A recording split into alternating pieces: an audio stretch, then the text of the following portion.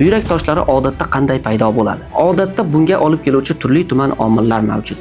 Organizmdagi turli-tuman surunkali kasalliklar, bundan tashqari kam suyuqlik iste'mol qilish, shirinliklarni me'yordan ortiq iste'mol qilish, gazli ichimliklar bu holatga olib kelishi mumkin. Agar bu holatlarga e'tiborsiz bo'lsangiz, sizda ham buyrak toshlari paydo bo'lishi mumkin. Odatda buyrak toshlari paydo bo'lganda siydik rangining o'zgarishi, siydikda qon paydo bo'lishi kabi holatlar kuzatiladi.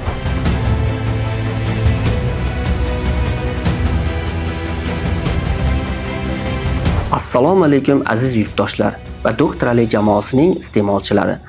Bugun sizlar bilan buyrak toshlari qanday paydo bo'ladi va uni oldini olish usullari haqida suhbatlashamiz. Hozirgi kunda juda ko'p insonlarda uchrayotgan muammolardan biri va turli-tuman operatsiyalarga muhtoj bo'lib qolishga sabab bo'lgan holatlardan biri hisoblanadi. Buyrak toshlari odatda qanday paydo bo'ladi?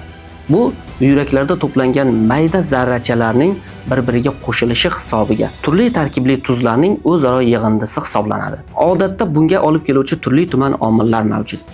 Yog'li ovqatlar iste'mol qilish, achchiq, sho'r ovqatlarni ko'p iste'mol qilish, organizmdagi turli-tuman surunkali kasalliklar, bundan tashqari kam suyuqlik iste'mol qilish, shirinliklarni me'yordan ortiq iste'mol qilish, gazli ichimliklar bu holatga olib kelishi mumkin. Agar bu holatlarga e'tiborsiz bo'lsangiz, sizda ham buyrak toshlari paydo bo'lishi mumkin.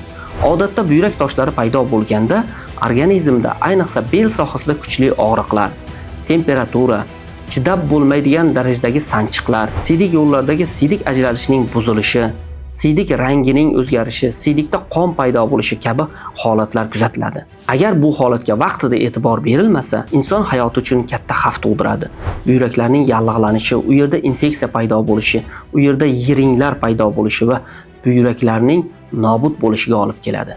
O'z tajribamdan kelib chiqib sizlarga shuni tavsiya etamanki, har kuni normada suyuqlik iste'mol qiling. O'rtacha 1,5 litrdan 3 litrgacha suyuqlik iste'mol qiling. Achchiq, sho'r, gazlik, shirinliklardan saqlaning. Yog'li taomlar iste'mol qilishda ehtiyot bo'ling. Jismoniy faollikni kuchaytiring. Ayniqsa sovuq ob-havodan ehtiyot bo'ling va organizmda yuqori sog'lomlik darajasini ushlab turing. Shu tavsiyalarga amal qilsangiz, sizda toshlar paydo bo'lishi va ularning kattalashib ketishi yoki ularni siydik yo'llarga tiqilib qolishidan saqlangan bo'lasiz. Buyrakda tosh paydo bo'lgan insonlar yoki kelajakda tosh paydo bo'lishini oldini olmoqchi bo'lgan insonlarga tavsiya beramanki, Doktor Ali choylari bu holatda eng yaxshi ko'makchi hisoblanadi. Chunki Doktor Ali choylari tarkibidagi 25 xil noyob dorivor giyohlar organizmdagi oshiqcha tuzlarni, oshiqcha suyuqliklarni organizmdan olib chiqib ketadi va buyraklarni tozalanishi, u yerdagi ortiqcha tuzlarni bir-biriga qo'shilib toshga aylanishdan saqlashda eng yaxshi ko'makchi hisoblanadi. Agar sizni ham mana shunday savollar qiynayotgan bo'lsa, kommentariyada qoldiring yoki ekrandagi raqamlar orqali bepul maslahatlar olishingiz mumkin.